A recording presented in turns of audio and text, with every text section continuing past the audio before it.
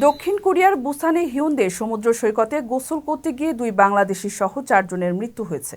সোমবার স্থানীয় সময় দুপুর 2টার দিকে এ দুর্ঘটনা ঘটে। প্রাণ হারানো বাংলাদেশিরা হলেন সাকিবুর রহমান সঞ্জীব ও সৈকত হাসান শান্ত। অন্য দুজন পাকিস্তান এবং লাওসের নাগরিক। জানা যায়, নবান্ন উৎসব উপলক্ষে টানা কিছুদিন বন্ধ থাকার কারণে কয়েকজন বন্ধুর সাথে কোরিয়ার জনপ্রিয় সমুদ্র সৈকত হিউন্দ বিচে ঘুরতে যান বাংলাদেশি সাকিবুর রহমান সঞ্জীব ও সৈকত হাসান শান্ত। বন্ধুদের সঙ্গে গোসল করতে নামেন তারাও। দুজনেই সাগরের তীব্র ঢেউর কারণে ভেসে অনেক দূরে চলে যান।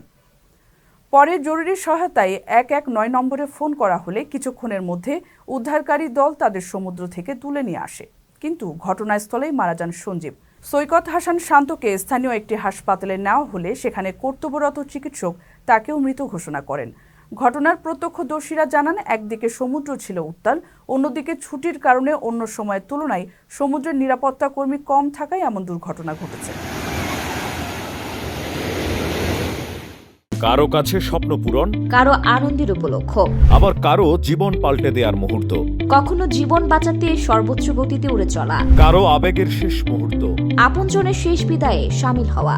এমন সব ইচ্ছে পূরণে সর্বনিম্ন ভাড়ায় দ্রুতগতির বাহন প্রবাসীর হেলিকপ্টার। আপনার প্রয়োজনে যোগাযোগ করুন আমাদের হটলাইনে।